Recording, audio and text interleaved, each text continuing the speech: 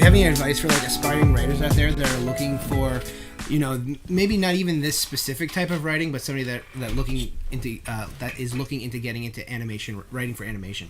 I think understanding animation is really important, and like being a visual thinker and studying film storyboarding. Yeah, storyboard. I just feel like if you're a writer for animation, it's like you want to know like the language of film, and just watch a lot of movies and study movies that you love, and and TV shows that you love too, and classics and why they are classics. Yeah, I think that's really important, because like there's a lot of times where people think that writing for TV is all just about like clever, snappy dialogue, and I don't think, like, at least it's just a matter of personal taste, but I think there's more to it than that. Like, you should be able to think visually and understand how a scene might look, and I think that's a big part of it. But yeah, if you want to be a writer, just write a lot of stuff. Oh, one thing I will tell people is, don't send a complete stranger a bunch of writing and say, read this, and then get mad when they don't respond to you right away, because that sucks. Here's what you should do first. Hit them up and say, hey, I'm really interested in like becoming part of this industry.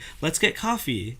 And then just get coffee. Just start small, because sometimes it feels a little weird and demanding and cocky. And everyone we talked about that last week. Yeah. And it's like everyone that you love, that they would love to do that, but they're all very busy, and like I think that's like one thing that like is like that I've noticed that like people don't always understand. It's like, just get coffee. That's and like we hired writers on Clarence from that like freelance stuff, and like it's not. Yeah, it's like we want to know you as a person. Yeah, start there. Learn to like you, not just like, here, give me a job. Like, yeah, I can't. I've had people like get mad at me, like, why haven't you read this? I'm like, I don't even know you. Like, nice enough that I'm reading it at all, Let's say you're writing an episode of Clarence or an episode of 12 Forever. Yeah. What do you do? How do you start it?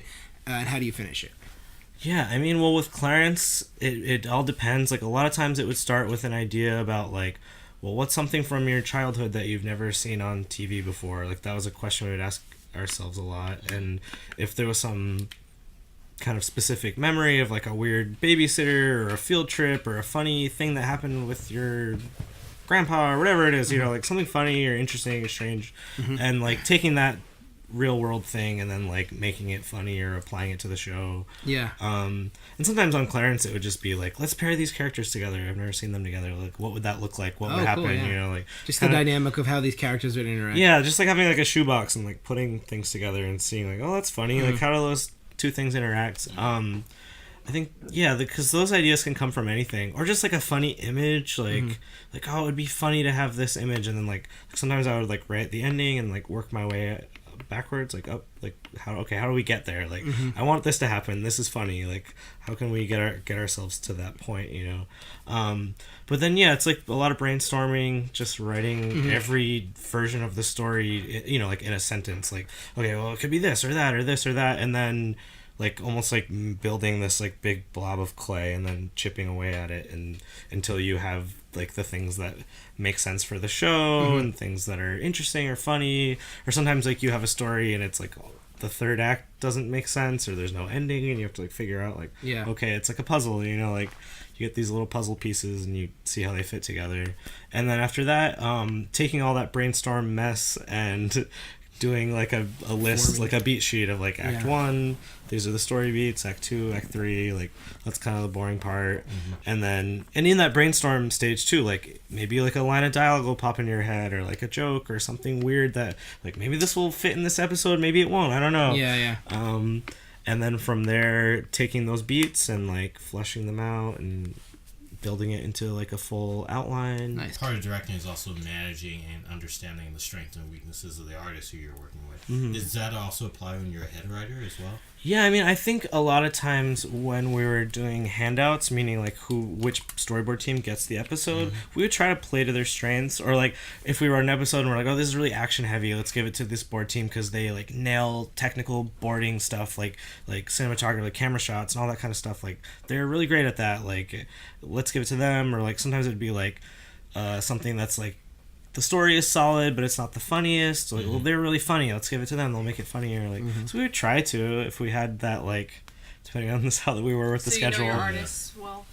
Yeah. Oh, yeah. I mean, I feel like I was saying before, like you gotta know everyone on the crew well and collaborate with everybody. Yeah. But yeah. Anyway, so yeah, just going back to the writing thing. So yeah, just write the outline and then just edit it and rewrite until it makes sense.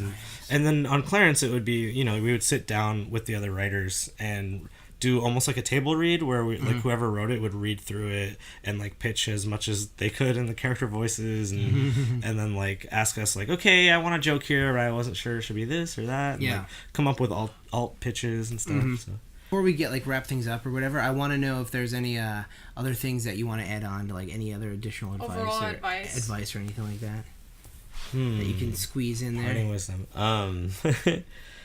Yeah, I think a big thing that I wish I did when I was younger is just like make a thing for you and make the thing that feels good to make and don't worry so much about what you think you're supposed to be making. Like I feel like I was so concerned about like, oh well, I have to make this like big serious film like when I was in college, and like that's not really who I am. Like I wish I just made dumb funny things. That's what I like to make. Like that's all I want to do is just make stuff that makes me laugh and makes my friends laugh, and whatever that is for you. Like if something makes you feel good when you're making it, like I feel like that's what you should be making. Like trying to make what people want to see rather than make what you want to make for yourself. Yeah, and that's the biggest thing that always surprised me too with like people asking about Clarence is they're always like, okay, so like I remember one time someone was like, well, do you have a degree in child psychology? I was like, God. No, I went to art school. And then like there are a lot of people in animation who have that. So, oh really? Yeah. Oh so wow. Specifically in the writing producer side. Really? Wow, that's surprising. I mean, I imagine it helps. But like, I guess what I was trying to say is like people would always ask me like are you thinking about kids when you're writing stuff, or like thinking about a specific audience? And I never am. It's always just like it's like this is why. Like, and not you're in like a not accessing in your own inner child. not like in a dismissive way. Like obviously we're like, okay, kids are gonna be watching this, so you have to be aware of that. Yeah, of course. But I think it's more like trying to make something that's universal that like anyone can enjoy. Yeah, because you also don't want to talk down to children. Oh yeah, that's the worst. Yeah, that's like I've heard people say stuff like, "Well, this is for 5-year-olds, so let's cut this part out." And it's like, come on, that sucks. Like kids are smarter than you think, and like even if they don't get it this now, stuff too. And it's like, and even if they don't get it now, they'll get it later. And also just like, I love those they might shows. learn something. How horrible! Like, why is that a bad thing? I don't understand. I like, love rewatching things that I used to watch as a kid, and then looking at all of the things I missed as a kid. That's my favorite. Yeah, whatever went over because your you get head. to like like, you get to that's rewatch it, I don't know, rediscover what you used to love as a kid. Yeah, you know what I mean? There's layers to it for sure. Yeah, you appreciate it for one reason when you're 5. You appreciate it for another reason when you're 25. Yeah. But as when you're creating like artistically, it's like I'm making the show for me, but not for me, but for the benefit of like me as that child. Like like you were saying, a lot of the ideas you guys pull. It's like stuff that, like what show would I want to watch if I was a kid? Yeah, like you were putting in stuff from your childhood that you experienced. I'm sure there's tons of other kids who experience it. Who can relate to it? Yeah, even if you're not thinking of them specifically, they are going through similar experiences. Yeah, and like all the best characters, I feel like are like based on someone you know, and you like exaggerate it or like write what you know. Right is a very good rule as well. Because it makes it so authentic. It makes the character less like stereotypical or like super cliche. Like it gives some sort of I don't know. That's a good point because it's like, oh, I've seen that bit and joke 100 times. Yeah, and that's weird too. I feel like there's like two types of instincts, and like a lot of people have this instinct to be like, oh, well, this worked for them, so I'm gonna do my version of that, and it's like I feel like my thing is always like, even on Clarence, if we did something, I'm like, oh, we already kind of did that. Let's not do it again. Or like, oh, like this other show did that. Let's do something different. Like, thank you so much for all that wise knowledge you brought forth. Much obliged. Thank you guys for having me.